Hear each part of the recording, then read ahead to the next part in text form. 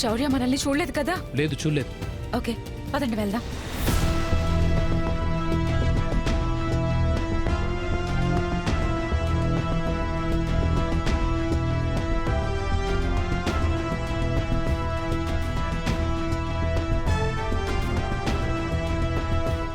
విశ్రాంతి తీసుకుంటున్నావా విశ్రాంతి డాన్సర్? ఇంకా సేపట్లో నువ్వు జీవితాంతం జైల్లో విశ్రాంతి తీసుకోవచ్చు. ఆ మత్తు పదార్థాల ప్యాకెట్ తీసివ్వండి.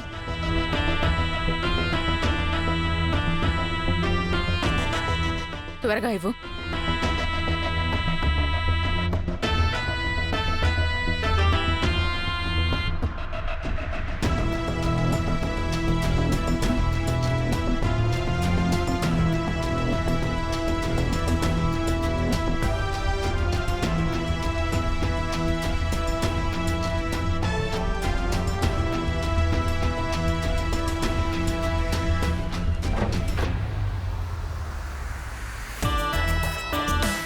అస్మిత, ఇది సరిపోతుందంటావా?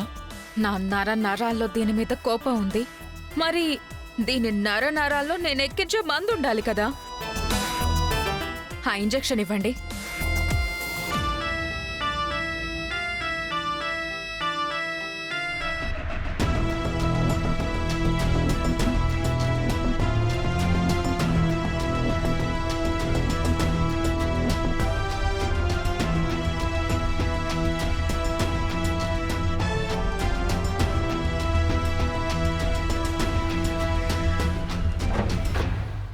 నేను చంపాల్సిన అవసరం లేదే. ఇప్పుడు జరిగే అవమానంతో నువ్వు జీవితాంతం చస్తూ బ్రతుకుతావు. నా చంప మీద కొట్టావు, నా కెరియర్ మీద కొట్టావు, నా బ్రతుకు మీద కూడా కొట్టావు. అన్నిటికీ కలిపి నేను నీకిచ్చే రిటర్న్ గిఫ్ట్ ఇదే. ఈ రోజుతో నీ చాప్టర్ క్లోజ్ అయిపోతుంది. పదండి.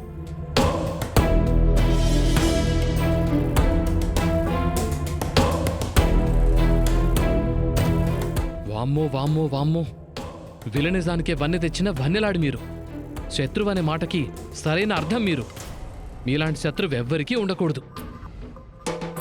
అణుబాంబు, యాటం బాంబు కూడా పోటీ పడే బాంబు ఈ అస్మిత బాంబు.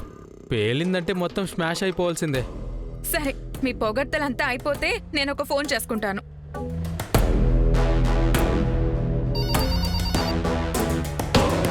చెప్పండి. అంత ఖాళీగా ఉన్నారా ఇన్స్పెక్టర్? ఒక్కరింకే లిఫ్ట్ చేశారు. ఎవరు మాట్లాడుతున్నారు? ఇన్ఫర్మేషన్ ఇచ్చేవాళ్ళ ఇన్ఫర్మేషన్ అడగకూడదు. ఏంటా ఇన్ఫర్మేషన్? రామలక్ష్మి పేరు ఎప్పుడైనా విన్నారా? రామలక్ష్మి ఎవరు? ఇప్పటి నుంచి రోజు వినబోయే పేరు. డీటెయిల్స్ చెప్తాను, నోట్ చేసుకోండి.